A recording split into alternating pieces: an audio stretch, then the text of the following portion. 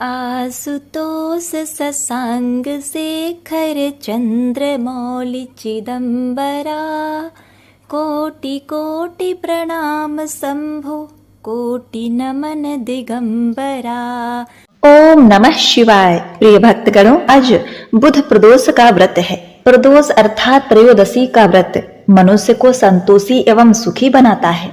अतः जो भक्तगण आज के दिन त्रयोदशी का व्रत करते हैं तथा कथा को सुनते हैं, उनके घर परिवार में सदा सुख शांति बनी रहती है। भक्तों को कर्ज से मुक्ति मिल जाती है। इस व्रत में हरी वस्तुओं का प्रयोग करना चाहिए। ऐसा करने से व्यक्ति की सभी मनोकामनाएं पूरी होती हैं। भगवान शिव जी के साथ साथ माता पार्वती का भी आशीर्वाद प्राप्त होता है।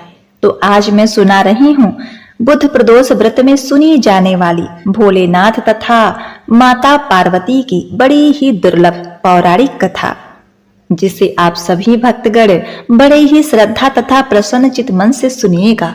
साथ ही चैनल को सब्सक्राइब करके वीडियो को लाइक कर दीजिए तथा कमेंट में भोलेनाथ का जयकारा लगाते हुए ओम नमः शिवाय जरूर लिखें।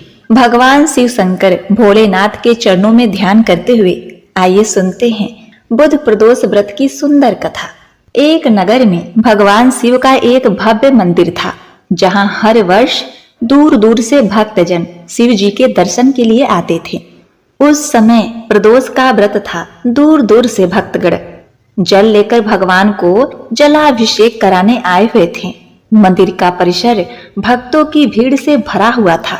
तभी अचानक आकाश में बिजलियां चमकी और सोने का एक थाल उतरा। उसी के साथ एक भविष्यवाणी भी हुई कि जो कोई भगवान शंकर का सच्चा भक्त और प्रेमी होगा, उसी को यह थाल मिलेगा। प्रिय भक्तों, मंदिर के परिसर में उपस्थित सभी लोगों ने यह भविष्यवाणी सुनी। धीरे धीरे सभी इकट्ठे हो गए। जो लोग मंदिर की व्यवस्था देख रहे थे, उन्हें तो पूरा विश्वास था कि यह थाल हमें ही मिलेगा। इसीलिए वे सबसे आगे आकर खड़े हो गए।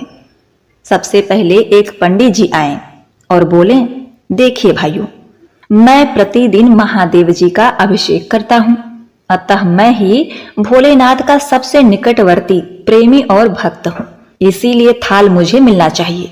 इतना कहकर पंडित जी ने थाल उठाया। जैसे ही पंडित जी ने थाल उठाया, थाल पीतल का हो गया। अब देखिए, यह देखकर पंडित जी बड़े ही लज्जित हुए। उन्होंने थाल यथास्थान पर रखा और वहां से निकल गए। इसी प्रकार वहां उपस्थित सभी पंडितों ने खुद को आजमाया, लेकिन शायद उनमें से कोई भी सच्चा भक्त नहीं था। उन्हें भी थाल यथास्थान पर रखकर चले जाना पड़ा। इसके बाद उस नगर के राजा का आगमन हुआ। राजा साहब आगे आए और बोले कि हे प्रजाजनों, मैंने महादेव के मंदिर में बड़ी भारी दान दक्षिणा की है, इसीलिए यह थाल मुझे ही मिलना चाहिए। इतना कहकर राजा आगे बढ़े और थाल उठाया। जैसे ही राजा ने थाल उठाया, थाल तांबे का हो गया। यह देखकर महाराज भी बड़े लज्जित हुए और थाल यथास्थान पर रखकर एक तरफ खड़े हो गए। इसके बाद इसी तरह एक एक करके दानी, महात्मा और भक्त पधारे।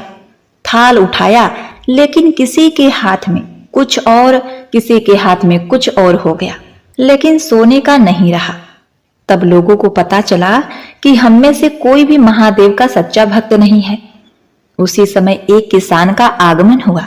वो बेचारा महीनों बाद आज प्रदोष व्रत के शुभ अवसर पर शिव जी के दर्शन करने आया था।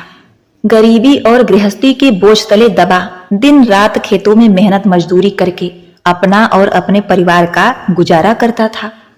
अभी रास्ते में आ ही रहा था कि कोई भिखारी मिल गया और कुछ खाने को मांगने लगा। इस किसान को दया आ गई। अपने खाने के लिए जो खाना लाया था, वो उसने उस भिखारी को दे दिया।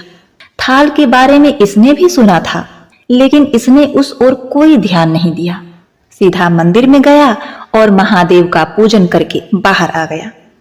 परिक्रमा करके जाने को हुआ, तभी पीछे से एक व्यक्ति बोला, अरे ओ भाई, तुम भी थाल को उठाकर देख लो, हो सकता है तुम ही वह सच्चे भक्त हो जिसके लिए यह थाल आया है। किसान को लगा कि वह व्यक्ति उसका मजाक बना रहा है, किसान ने हंसते हुए कहा, भाई मैं तो कभी कोई पूजा पाठ नहीं करता, महीने में एक आध बार मंदिर आ जाता हूं, मैं काहे का सच्चा भक्त। वह आदमी बोला, भाई हम तो देख चुके हैं, हमारी भक्ति तो 2 कौड़ी की भी नहीं है। अब तुम ही अपना हाथ लगा कर देख लो, सोने का थाल मिले ना मिले, किंतु पता तो चल जाएगा कि तुम्हारी भक्ति में कितनी सच्चाई है। लोगों के बहुत ही आग्रह करने पर आखिर उस भोले भाले किसान ने जाकर थाल उठा लिया। जैसे ही उसने थाल उठाया, लोगों के आश्चर्य का ठिकाना न रहा। सोने का थाल रोशनी से चमकने लगा। यह देखकर सब लोगों में खुशियों की लहर दौड़ गई। सभी लोग उसके जयकारे लगाने लगे और पूछने लगे, भाई तुम ही सच्चे भक्त हो, अब हमें भी बता दो कि कैसी भक्ति करते हो जिससे महादेव तुमसे इतने प्रसन्न हैं। तो किसान बोला, भाई मैं कोई भक्ति नहीं करता, मैं केवल दिन भर खेतों में काम करता हूँ और थोड़ा समय निकालकर जरूरतमंद लोगों की मदद करता हूँ। इसके अलावा भगवान भोलेनाथ का मन ही मन ध्यान कर लेता हूँ और कोई विशेष कार्य नहीं करता। लोग पूछने लगे, तुम लोगों की मदद क्यों करते हो? हंसते हुए किसान बोला, सुकून, दूसरों के चेहरे पर मुस्कान देखकर मुझे जो आनंद और खुशी होती है उसे मैं शब्दों में बयान नहीं कर सकता। शायद यही कारण है कि महादेव मुझसे खुश हैं। इसलिए हमेशा याद रखें, सत्कर्म का आरंभ भी आनंद से होता है और अंत भी आनंददायक होता है। दुष्कर्म का आरंभ भी दुख से होता है और अंत भी दुखदायक होता है। आप सैकड़ों मील की यात्रा करके भी दूसरों का दिल दुखाते हैं तो आपकी वह तपस्या, साधना और महादेव का दर्शन धूल के बराबर है। तो एक बार प्रेम से बोलिए, जय भोलेनाथ, पार्वती पते हर हर महादेव। हे भोलेनाथ, जैसे आपने उस किसान पर कृपा दृष्टि बरसाई, वैसे अपने सभी भक्तों का कल्याण करना, सबकी गरीबी दरिद्रता दूर करना, उन्हें मोक्ष देना। हर हर महादेव। प्रिय भक्तों, अब आइए सुनते हैं असीम आनंद और सुख संपदा देने वाली बुद्ध प्रदोष व्रत की कथा। पौराणिक कथा के अनुसार एक पुरुष का नया नया विवाह हुआ था। वह गौने के बाद पत्नी को लेने अपने ससुराल पहुंचा और उसने सास से कहा कि वह बुधवार के दिन ही अपनी पत्नी को लेकर जाएगा। उस पुरुष की सास ससुर साले सालियों ने समझाया कि बुधवार को पत्नी को विदा कराकर ले जाना शुभ नहीं है, लेकिन वह पुरुष नहीं माना। विवश होकर सास ससुर ने अपनी जमाई और पुत्री को भारी मन से विदा किया। पति पत्नी बैलगाड़ी में चले जा रहे थे। एक नगर के बाहर निकलते ही पत्नी को प्यास लगी। पति लोटा लेकर पत्नी के लिए पानी लेने गया। जब वह पानी लेकर लौटा तब उसने देखा कि उसकी पत्नी पराये व्यक्ति द्वारा लाए गए लोटे से पानी पीकर हंस हंस कर बातें कर रही थी। वह पराया पुरुष उस व्यक्ति की ही शक्ल सूरत वाला था। ऐसा देखकर वह व्यक्ति पराया व्यक्ति से आग बबूला होकर लड़ाई करने लगा। धीरे धीरे वहां काफी भीड़ एकत्रित हो गई और सिपाही भी आ गए। सिपाही ने स्त्री से पूछा, सच सच बताओ, तुम्हारा पति इन दोनों में से कौन है? लेकिन वह स्त्री चुप रही, क्योंकि दोनों ही व्यक्ति एक ही शक्ल सूरत के थे। अब क्या था, बीच राह में अपनी पत्नी को लुटा देखकर वह व्यक्ति मन ही मन शंकर भगवान की प्रार्थना करने लगा, हे भगवान, मुझे और मेरी पत्नी को इस मुसीबत से बचा लो। मैंने अपनी पत्नी को बुधवार के दिन विदा कराकर जो अपराध किया है उसके लिए मुझे क्षमा करिए। भविष्य में मैं ऐसी गलती कभी नहीं करूंगा। भगवान शिव उसकी प्रार्थना से बहुत प्रसन्न हुए और दूसरा व्यक्ति उसी समय तत्पश्चात कहीं अंतर ध्यान हो गया। इसके बाद वह अपनी पत्नी के साथ सही सलामत अपने नगर पहुंचा। इसके बाद वे दोनों पति पत्नी नियम पूर्वक बुधवार के दिन प्रदोष व्रत को करने लगे। प्रेम से बोलिए, जय श्री हरि, ओम नमः शिवाय। प्रिय भक्तगणों, अब आइए सुनते हैं बुध प्रदोष व्रत में सुनी जाने वाली माता लक्ष्मी तथा शिव जी की बहुत ही दुर्लभ कथा। नारद जी ने एक बार भोलेनाथ की स्तुति कर पूछा, प्रभु, आपको प्रसन्न करने के लिए सबसे उत्तम और सुलभ साधन क्या है? हे त्रिलोकीनाथ, आप तो निर्विकार और निष्काम हैं। आप सहज ही प्रसन्न हो जाते हैं। फिर भी मेरी जानने की इच्छा है कि आपको क्या प्रिय है।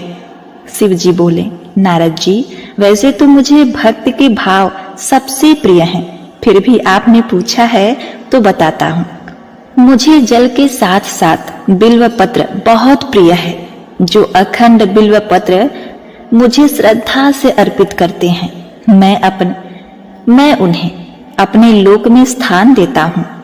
अब देखिए, नारद जी भगवान शंकर और माता पार्वती की वंदना करके अपने लोक चले गए।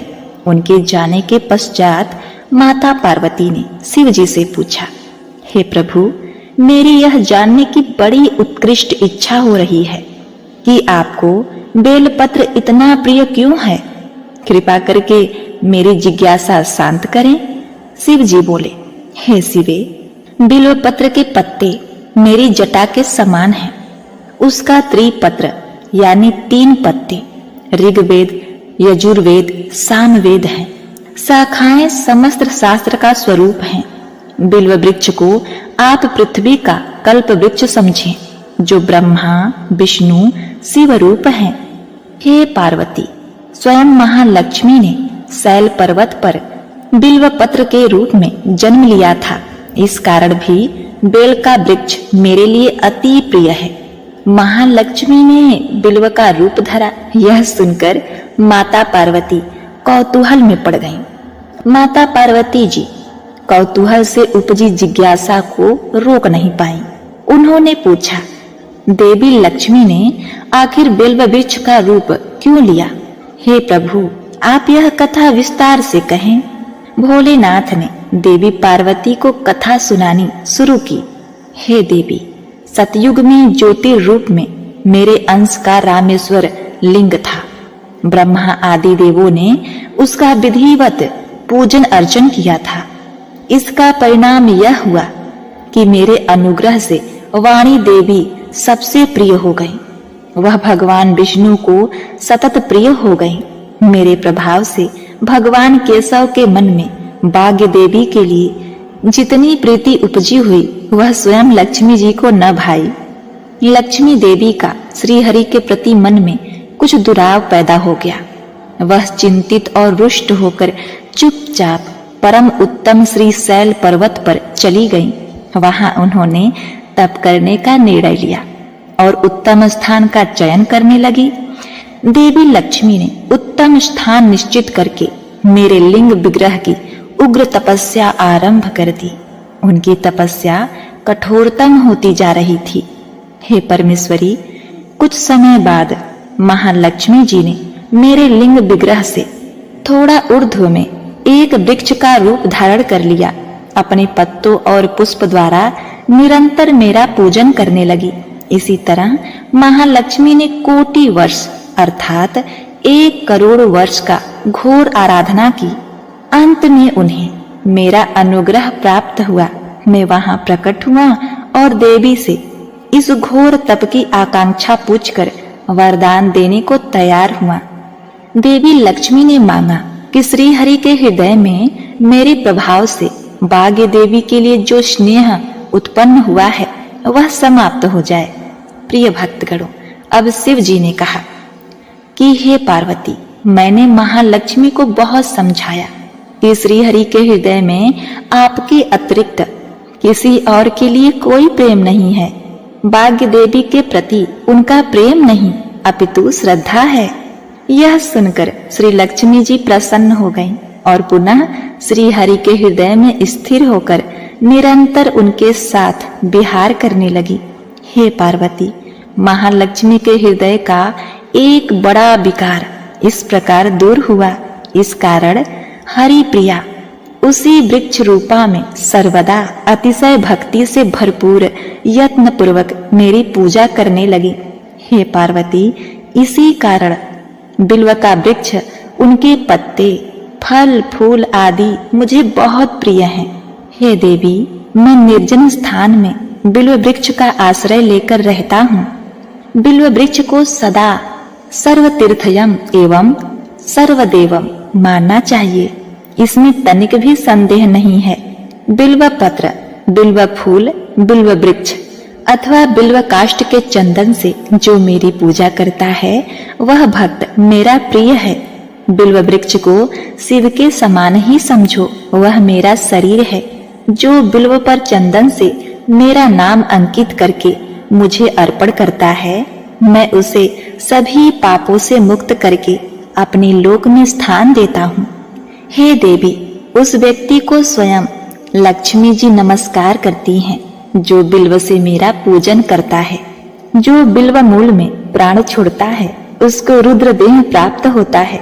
मेरी पूजा के लिए बेल के उत्तम पत्तों का ही प्रयोग करना चाहिए। प्रिय भक्तगणों, इस प्रकार भगवान शंकर ने महादेवी माता पार्वती के प्रश्नों का उत्तर दिया और उनकी जिज्ञासा को शांत किया।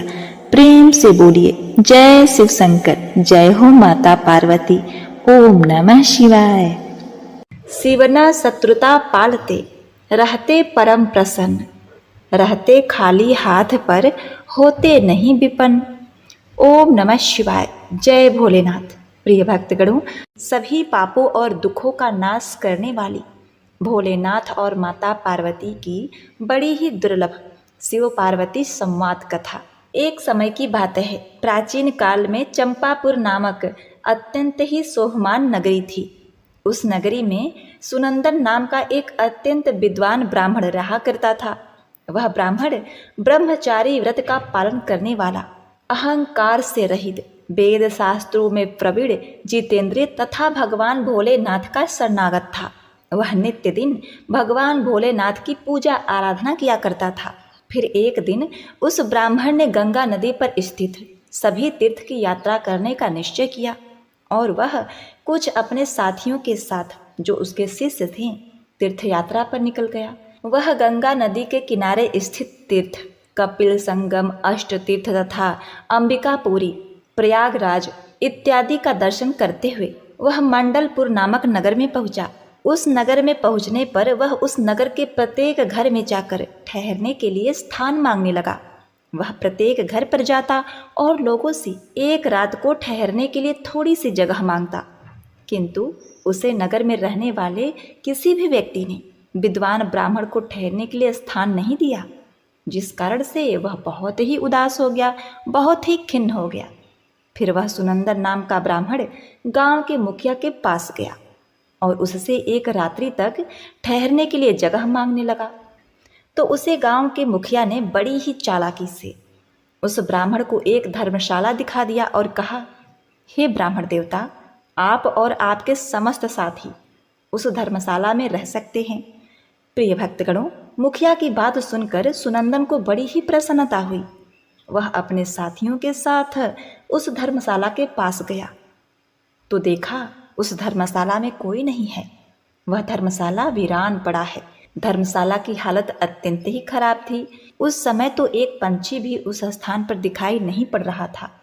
ब्राह्मण ने सोचा, यह जगह तो बहुत ही वीरान है, न कोई मनुष्य है, न कोई पशु पक्षी है और न ही कोई व्यक्ति यहाँ पर आता जाता है। इस जगह पर जरूर कोई बुरी शक्ति का वास है। मुझे लगता है कि यह जगह श्रापित हो गई है। इतना सोचते हुए वह भगवान का नाम लेते हुए उसी धर्मशाला में रहने के लिए चला गया।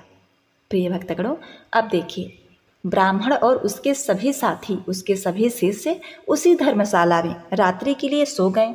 फिर दूसरे दिन जब सुनंदन ब्राह्मण उठा तो वहां का दृश्य देखकर उसे बड़ा ही आश्चर्य हुआ। उसके सभी साथी आश्चर्यजनक तरीके से गायब हो चुके थे। कहीं पर कोई नजर नहीं आ रहा था। उस ब्राह्मण ने चारों ओर देखा, लेकिन उसे कोई भी नजर नहीं आया। उसने आवाज भी लगाई, लेकिन किसी ने कोई आवाज नहीं दिया, जिससे सुनंदन बहुत ही दुखी हुआ। बहुत सोचने लगा कि मेरे साथी अचानक कहाँ गायब हो गए, कहीं उनके साथ कोई अशुभ घटना तो नहीं घटी। प्रिय भक्तगणों, फिर वह सुनंदन ब्राह्मण अपने साथियों को खोजने के लिए नगर में चला गया।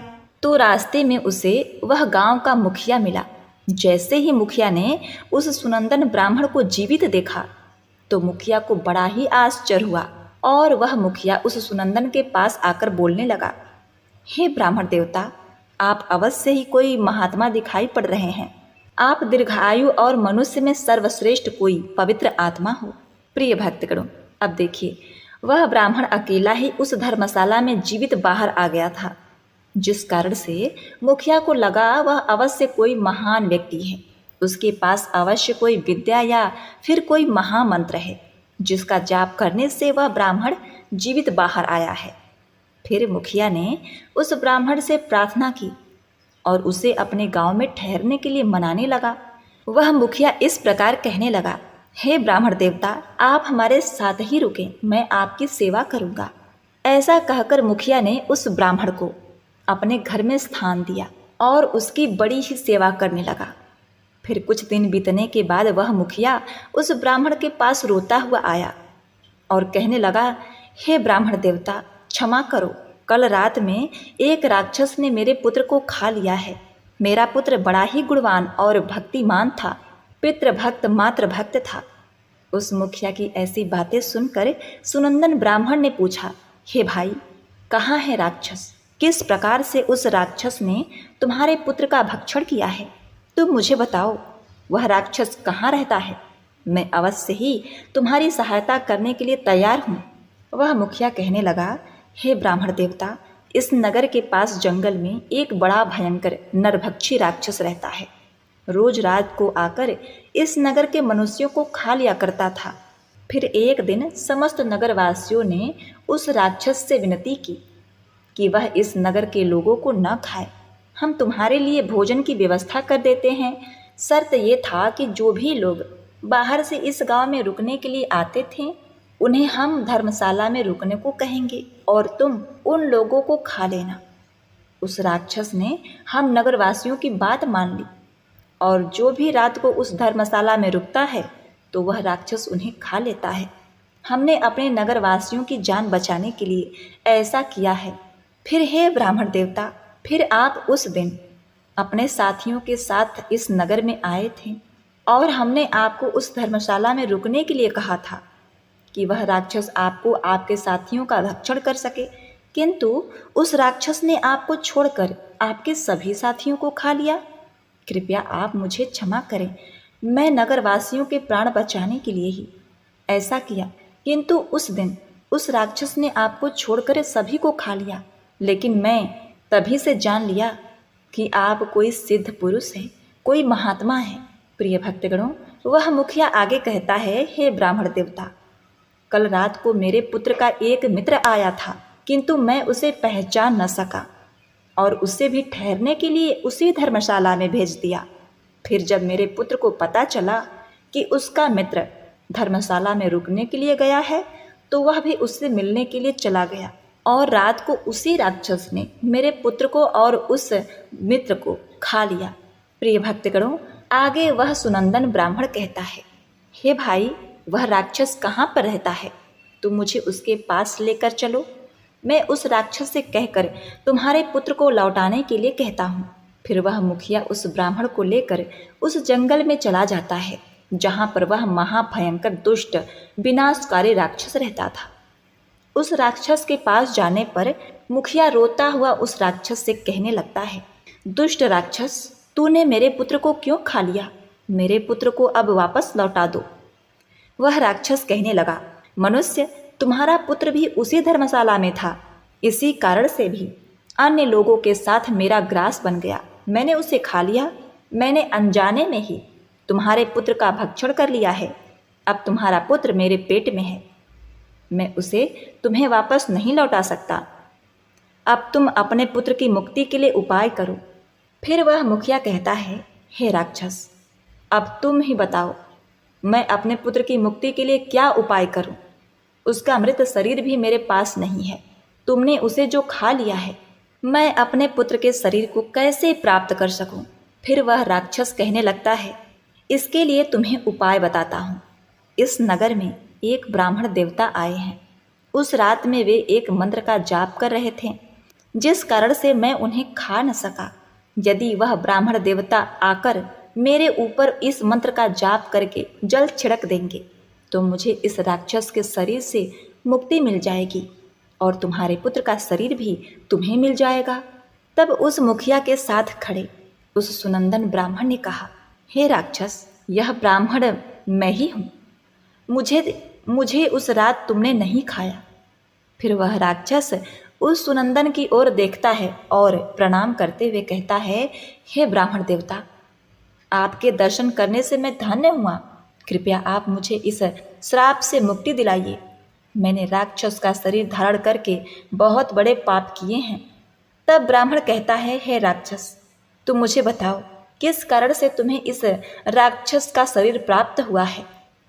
तब वह राक्षस कहने लगता है, हे ब्राह्मण देव, पहले के समय में मैं एक किसान था। इसी नगर के पास में खेती किया करता था। एक दिन मेरे खेत के पास में एक गिद्ध एक जीवित मनुष्य पर प्रहार करके उसे खाने लगा था। तभी उस स्थान से एक तपस्वी जा रहे थे। उन्होंने इस दृश्य को देखा तो वह दूर से ही उस व्यक्ति को बचाने का प्रयास करते हुए उसके पास आ गए। तो वह गिद्ध उस मनुष्य को उठाकर आकाश में उड़ गया। उस तपस्वी को मेरे ऊपर बहुत क्रोध आया और उन्होंने मुझे श्राप देते हुए कहा, अरे दुष्ट नराधम पापी, अरे दुष्ट नराधम पापी मनुष्य, तेरे सामने वह गिद्ध उस कमजोर मनुष्य को खा रहा था, किंतु तूने उसकी सहायता न की। तू तो नरक जाने के ही योग्य है। जो मनुष्य समर्थ होकर भी दीन तथा भयभीत लोगों को कष्ट में देखकर भी उसकी सहायता नहीं करते, उसके पास नहीं जाते, उसे यमदूत कुंभी पाक नरक में गिराते हैं। जो सर्वशक्तिशाली होकर भी दुष्टों के चंगुल में फंसे हुए मनुष्य को नहीं छुड़ाता, वह नरक में पड़ता है और दूसरे जन्म में भेड़िया बनता है। जो बाघ, सर्प, राक्षस, भूत, बेताल आदि के द्वारा घायल हुए मनुष्य की सहायता नहीं करता, उसे ब्रह्म हत्या का ही पाप लगता है। अरे दुष्ट, तो उस मनुष्य की मदद कर सकता था, किंतु तूने नहीं की, इसीलिए तू भी महापापी है। इसीलिए मैं तुझे श्राप देता हूँ कि तू राक्षस हो जाए। उस तपस्वी के द्वारा मुझे श्राप दिए जाने पर मैं बहुत घबरा गया और मैंने उस तपस्वी से क्षमा याचना की। मैंने कहा, हे तपस्वी, मेरा ध्यान खेत की रक्षा करने में था, इसीलिए मेरा ध्यान उस गिद्ध पर नहीं गया। मैंने जानबूझकर ऐसा नहीं किया, कृपया आप मुझे क्षमा करो। तब उस तपस्वी ने मुझे क्षमा कर दिया और कहा, जब कोई सिद्ध ब्राह्मण मंत्र का जाप करके तुम्हारे ऊपर जल छिड़क देगा, तब तुम्हें इस राक्षस के शरीर से मुक्ति मिलेगी। राक्षस के द्वारा इस प्रकार से कहने पर उस ब्राह्मण देवता की सारी बातें समझ में आ गई और उस ब्राह्मण देवता ने अपने हाथ में जल लिया, उस दिव्य मंत्र का उच्चारण किया और वह जल उस राक्षस पर छिड़क दिया। शरीर पर जल पड़ते ही वह राक्षस जमीन पर गिर पड़ा और उसका शरीर उसी क्षण नष्ट हो गया और उसके अंदर से सभी मृत लोगों का शरीर बाहर निकल आया। उसमें उस मुखिया के बेटे का भी शरीर था। उस मंत्र के प्रभाव से उस राक्षस को और उसके पेट के अंदर सभी मनुष्यों को एकदम से मुक्ति मिली। वे इस शरीर से मुक्त होकर दिव्य विमान में बैठकर विष्णु लोक को चले गए। कर्पूर गौरम करुणावतारम संसार सारम भुजगेन्द्रहारम सदा वसन्तं हृदयारविन्दे भवं भवानी सहितं नमामि।